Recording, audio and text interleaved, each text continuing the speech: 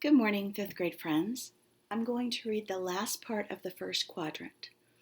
Remember, in the first quadrant, we're looking for characters, we're looking for problems, and we're looking for settings.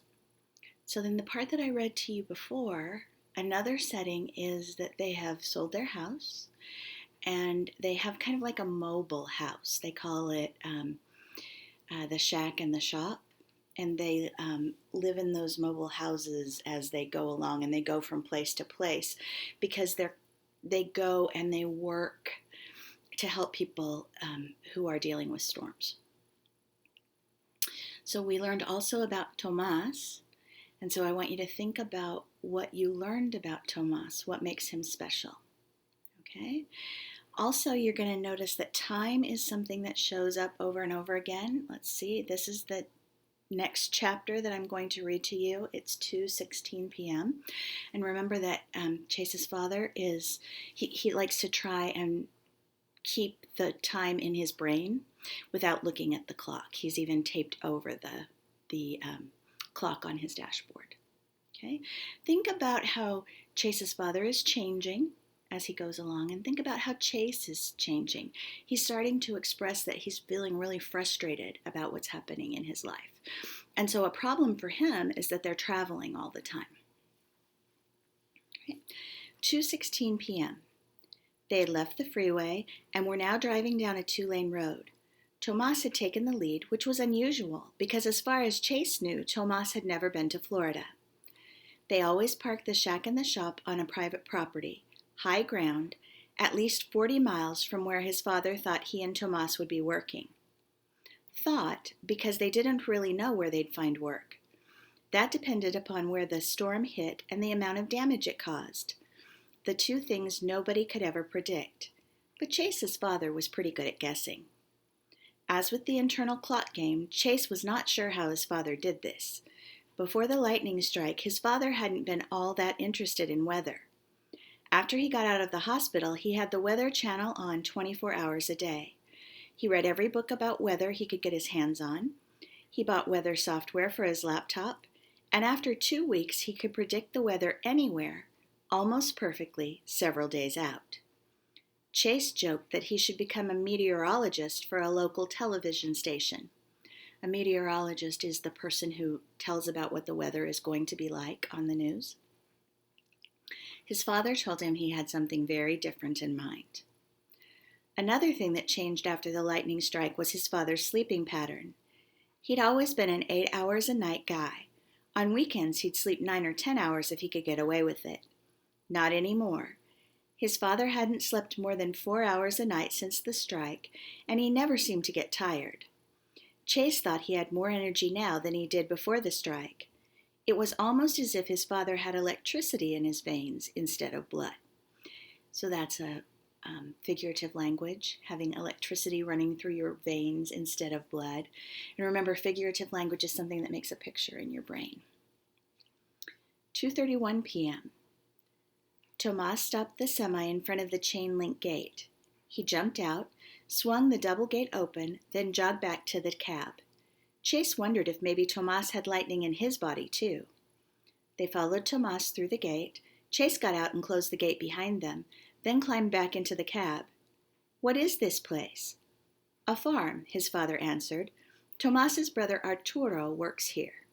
So this is going to be a very important setting, this farm.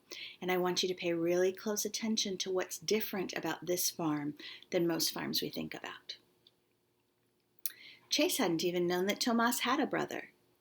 "They need some minor repairs," his father continued. "I told them that we'd fix them up if they'd let us park here for free. You're in charge of the repairs. Tomas and I will be in St. Petersburg, St. Pete as they call it." So one of the things that really worries me about this book is that Chase's father sets up kind of the mobile home and then leaves Chase there. And he and Tomas go and work in a place about 40 miles away. And so Chase is really kind of on his own, taking care of himself. And so that is one of the problems that we're talking about in this book. Chase hoped his father was right about the repairs being minor. Minor means just little repairs. Where's the school? About 10 miles away. You'll have to drive the quad down to the road to catch the bus. You think the storm is going to hit up here? I haven't checked the satellite images since early this morning, but there's a chance it could shift northeast. Palm Breeze might get nicked, but you should be okay. This is the highest ground in the county.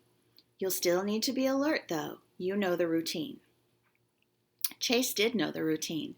Sitting at his feet, next to the thermos, was his go bag, a day pack that each of them had within reach 24 hours a day. Inside was everything they needed to survive for 3 days.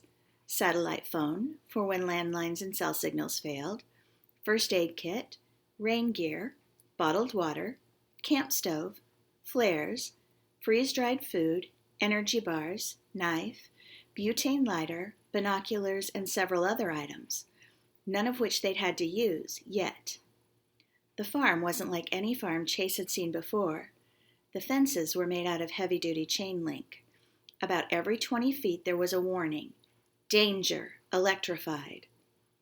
Electrified against what? Chase thought. We've gone half a mile and haven't seen a single animal. They came to the second gate. On the other side were 4 large metal buildings. They pulled the rigs through the gate, parked, and stepped out into the humid air. A man came out of the building directly in front of them. He was small, very small. He pulled off his leather gloves as he walked towards them. "You're Mr. Masters?" "John," his father said, holding out his hand. "This is Tomas, and this is my son, Chase." Chase shook the man's little hand. The man stared at him with bright blue eyes. "You're probably wondering what to call me." "What do you mean?" "Midget, dwarf," the man said. "I don't mind any of them, but dwarf is the appropriate word, since I have dwarfism. But the acceptable word, if you want to be politically correct, is little person." He patted his head.